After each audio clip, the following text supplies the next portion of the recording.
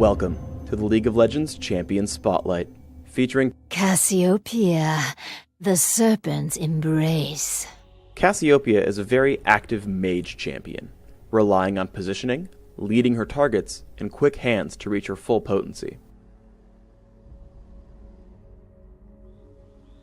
Cassiopeia's passive is Deadly Cadence. After casting a spell, future spells cast in the next 5 seconds will be 10% cheaper. This effect stacks up to 5 times, for 50% off.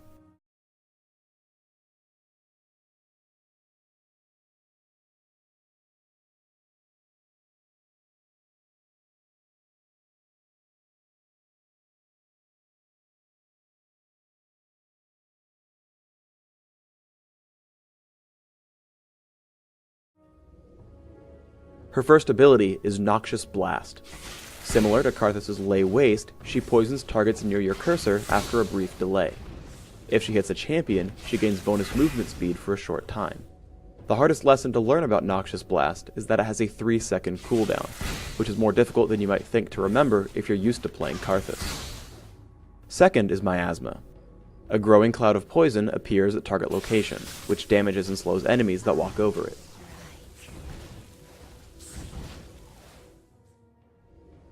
Third is Twin Fang. She sends out a simple, single-target nuke whose cooldown almost immediately refreshes if she hits a poisoned target. Cassiopeia's ultimate is Petrifying Gaze. She damages enemies in a cone in front of her.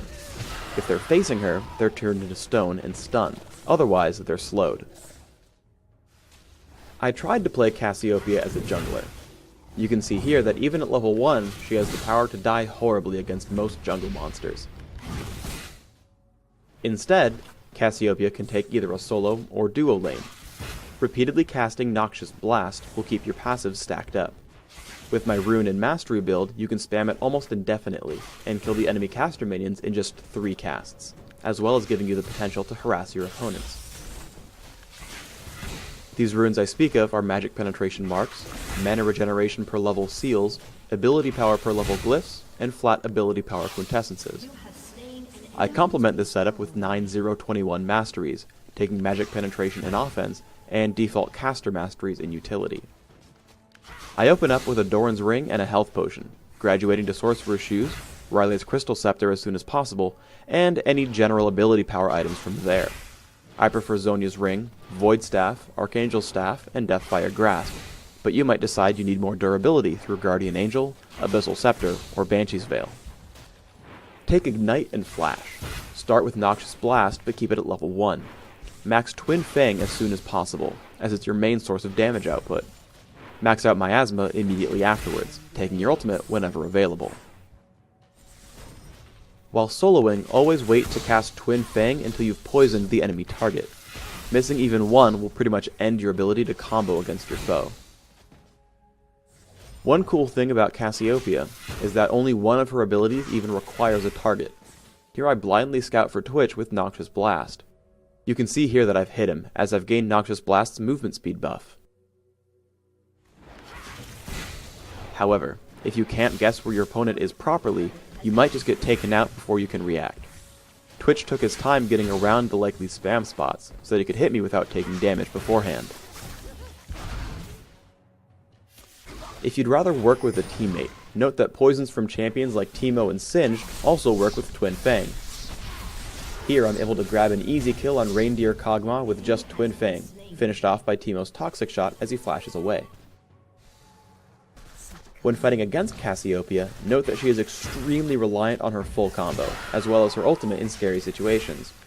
If you can dodge Noxious Blast, or get out of range for Petrifying Gaze, you have a great chance of winning the fight.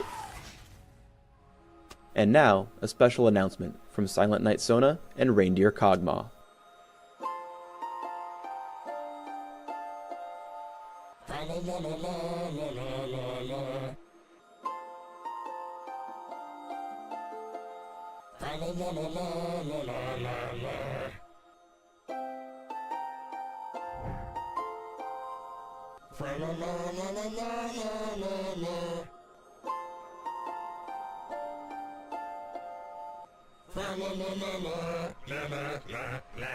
Unfortunately, Silent Night Sona wasn't complete at this time, but you get the idea.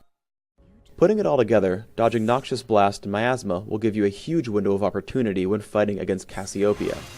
Sometimes you might have to use Petrifying Gaze to help set up your combo. When that's the case, your opponent should try to have their back turned so they won't be stunned. Once you do land a poison, I strongly recommend you smartcast Twin Fang, which defaults to Shift E on American keyboards. Obviously, Sona is not much of a duelist, but these key ideas still hold.